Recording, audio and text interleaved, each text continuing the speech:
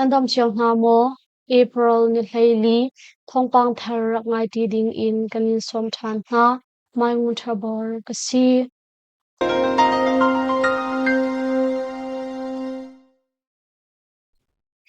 Malaysia kala tho mi chinpa pakhat moto chung a achi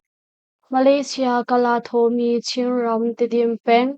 tuipial khwa mi paulam kim kumphai kwa chu April ni hlai khata khan Thailand ramri an phaka ani chit mi moto chung a minung an khatu I chi tha in atho achwa kho ti lo cha a anun nak aliam kong ama he nei niam in aumni ni an shim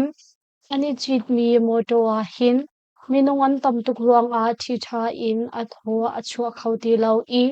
Thailand ramri an lu liao wa anun nak aliam hi asi an moto khau tu ni chun nun nak liam ni chin pa paulo kim wak chu achia ta I an kal tak ama paulam kim he akal ti mi an chung khat pa tu chu moto in atum ve I paulam kim ruak chu ama ni abuai pi tia ama he nei niam in a ummi pakhat ni achim nun nak liam mi paulam kim ruak chu Thailand ram chung a umri I zaitin da antoral laiti song halaseri lau tia tidim peng a shambun mi thongzap nak cheu khat ni chun lang ter SSPC ral kap ni sham in ngai nak anlak nu a rama boy I chungkhar khosak nak harwang le tlai khi atam ruang a chin minau natal in Myanmar ram minau tampi chu Thailand Malaysia le ram kip a tanglei in pachom na kol a anwak vai na tia thai si SSPC ral kap ni nol ngai nak anlak mi hi tlang chung sham tlai punha cha a chan tha asi I kani ruwa chan mi kan pha kho nak ha izom chiang na usi SSPC ral kap ni aliam chia thonghi kul lakhat kum a sham in nol ngai nak anlak mi hi tlang chung sham tlai punha cha chun chan tha tak tak asi I kan di lak in kani ruwa chan mi kan pha kho nak ha Fezul in Izom Chiangha Usi Tia ULAAA Deputy Commander-in-Chief Dr. Newton Auni Forfel Naktua in Achim Nizan April Nilhay Tumni A Antua Mi Interim Chin National Consultative Council ICNCC Andir Kumngatlin Nak Samtuak A ULAAA Deputy Commander-in-Chief Dr. Newton Auni Atu Bantuk in Achim Hi Asi Thongnikul Lakhat Kum February Nikhat A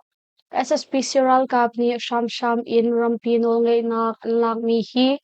ULAAA Tal in Tlangchung Sham Tai Punha Cha A Chan Tha Asi I Chan Tha Kan Ngay Mi Hi Atha Bik in Mankho Kani Zuam Na Ruang A Atu Zong Tay Na Kan Hu Choma Chang Aliam chia kumkhat kumhi shongzonga khan siaram ko chak lei ka dau naktal in kan ma le kan hmaram chiaw a changsong shamlai punha ni ka dau na kan kalpi na I pawdo khan nak ni achua pi mi kan chan tha chu ERO pol ni chan tha a kan ni la kho chu cha a pawdo khan nak I thei nak thei par achuak mi pol chu khu kha chiaw long ni selau in Dau than nak atua tu na he a pe tlai mi di lak ni ani tlak min chiao in tei nak hlo thlin nak an hmu kau hi tei nak hlo thlin nak pi na hin Vaupi ni kani tin mi le ro chan mi kan pha kho na ha pezol in kani zuam ri na a hau tia ULAAA Deputy Commander-in-Chief Dr. Newton Auni Achim Pawdo thlan na kumnga atling chang I Dau thlan nak sham tlai punha hi kan min a khat lo na in Dau thlan nak ti mi tlangtar pakhat tang a tin mi a khat I kan ral a khat mi SSPC ral kap chu kan dau chuang ma kau chu cha a tang ti punha phukhat le phukhat kar a zum nak ti za upat nak le upat nak thin lung kan ngai ding hi abipi tuk mi asi tia theitar nak atwa Pawdo thlan nak a hin phutampi achuak I an that nak atampi ve bantuk in an chambau nak song atampi ve kau an that nak chu tampi chim haulo na in an chambau nak pol hi chu achan alwan han a kani rem kho na a her Arwang chu atu I chan tha kan ngei mi hi zaitik piang da asi lai ti kan hal kholo kan ral SSPC ral kap leizong ni chan tha kan ngei mi hi pek ti loading in ani zom chok ma ve ti zong za pi ni kan thai di mi asekau atu I chan tha kan ngei mi hi atoi tuk ruang a kan tha jang di lak in kan chua I chunzan in kan ni zom ma le kan chambau na kan ni rem kho na a her cha a Izom now si tia ULAAA Deputy Commander in Chief Dr. New Chung Auni Sun Achim Chupian A Interim Chin National Consultative Council ICNCC Tal in Chindau Tlan nga Kupol Zong Fekdeu in Nandir Zum na Kling He Lungwalte in Nanriam Nantuan I nan kha zang nan chun tara chun pawdo than nak I bikhya nak nan to mi a ho man ni anin kham khau na lai lo tia ULAAA Deputy Commander in Chief Dr. Newton Auni for Filnak Song Atwa Shwechen le bilim peng SSPC sakhan tlatni anlak minung hlei thum an thi I mai thal zul sha anlak chi Paguram chan shwechen peng le muram kul bilim peng chung I a ummi SSPC ral kap laya le kan sakhan chu to chung sham kai dang thi phunhani anlak I Deputy Commander ang total in officer pantni an tlai nga Chupin a SSPC ral ka play thum an thi I mai thal zul sha an la kong PDF Special Division in Comrade ang sansoni achim Helwantia April Niseri a khan sit down tiva kyang kap shwechim pengia ummi SSPC ral kap laya sakhan chu to chung sham lai dang ti phuni an la sakhan la ka daw na khi alwantia April Nili a an thok I April Niseri Zinglei Thawngchimnak paruk a khan tlapling te in an la kho tia thai si tu sakhan la ka daw na ka chun SSPC ral ka period an thi I adang som thum ni hliam hman tuar tupin a somruk mai thal zun khat MA zun hlei khat MA1 zun khat MA4 zun khat RPG bompasari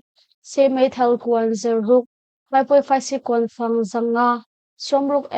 bomlung panga fon bom hlei ni le theory dang an lak pia thai si chuban tuk thiam in April ni hlei ni a bilim peng SSPC ral kap leke sakhan zong to chung shem tlai dang thi phuni an lak tu sakhan la ka daw na ka chu April ni seri in an thok I April ni hlei ni Zinglei Thawngchimnak lam poria shong a tlamping te in an la kho kong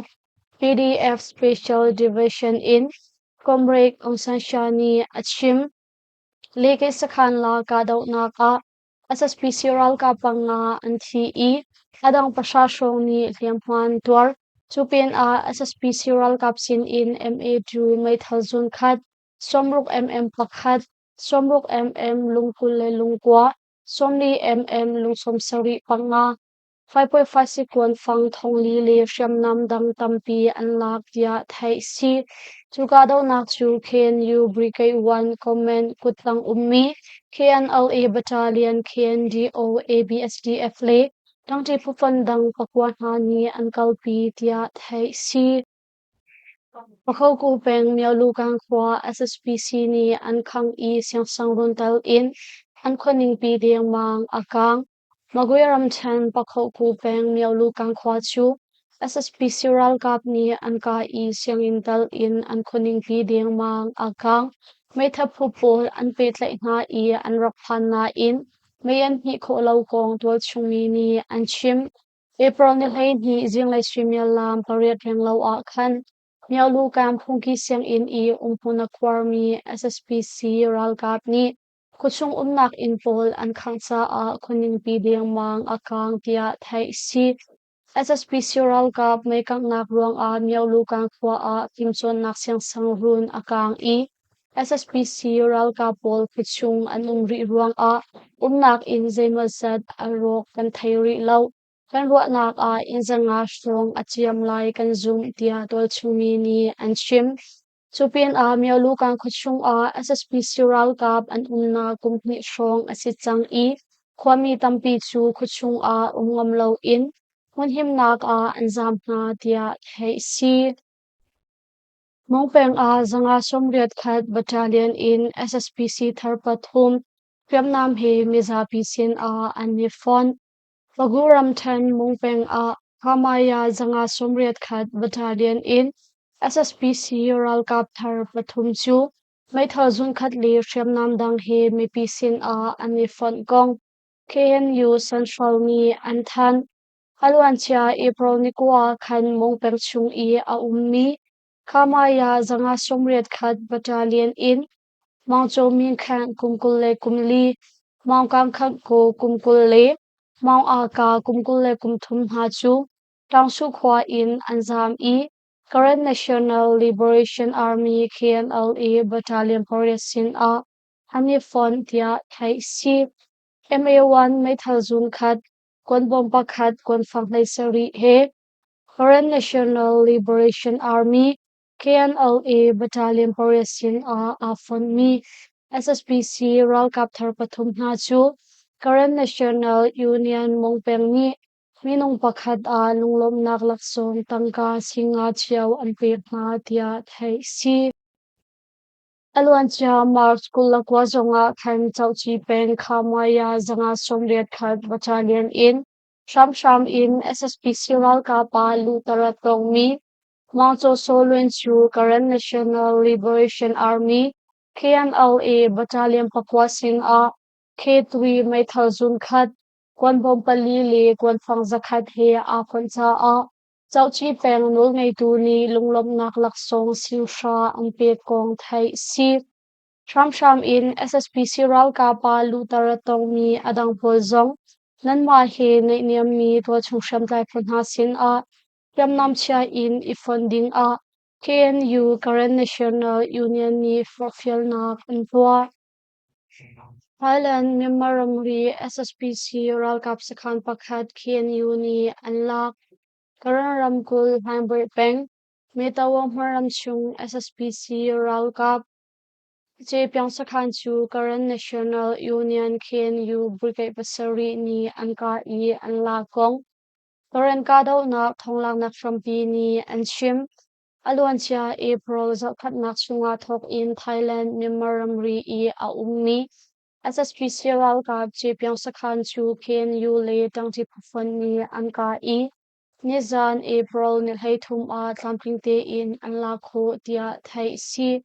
Pyang Sakhan la Kadaw na ka SSPC Ralkap Pul Chu Sakhan Chuatak in Anzam SSPC Ralkap ni Zinglei in Kadaw na Antua Pyang Sakhan hi Ramri Humhaktu Abipi mi Sakhan Pakhat asi tia Anlang Ter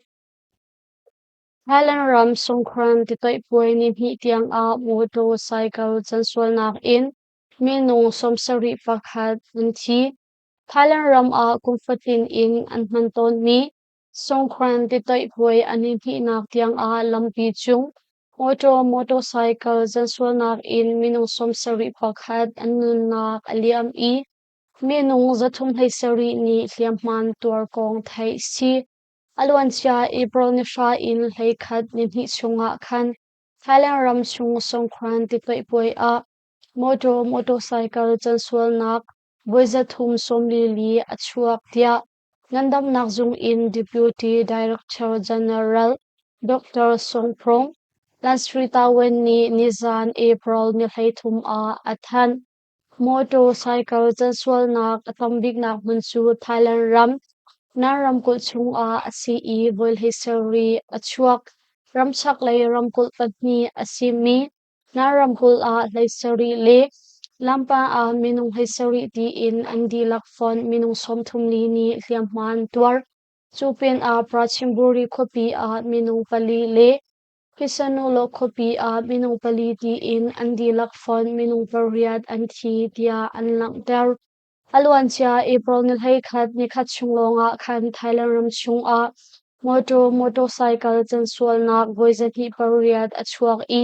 Minung Som nga Anthi Chupin Adang Zale Somriat nga ni Hliamhan Tuar Tia Thai si motorcycle Chanswal Nak Achuak Binak Arwang Chu Ren Rang Tuk in motorcycle Khalruang Le jurit bu in khalruang hna a an si songkranti toi poilio chan I kholtlong mi tam deuh hna chu an kalnak ding hmun an phan sang tia doctor songphun ni achim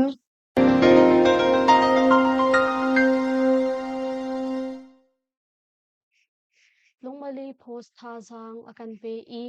kan thawngchim angai du nan di lak chung a kan ya lom tuk hring hran thaizing a thawngpang thar he kan ya tong chan hna lai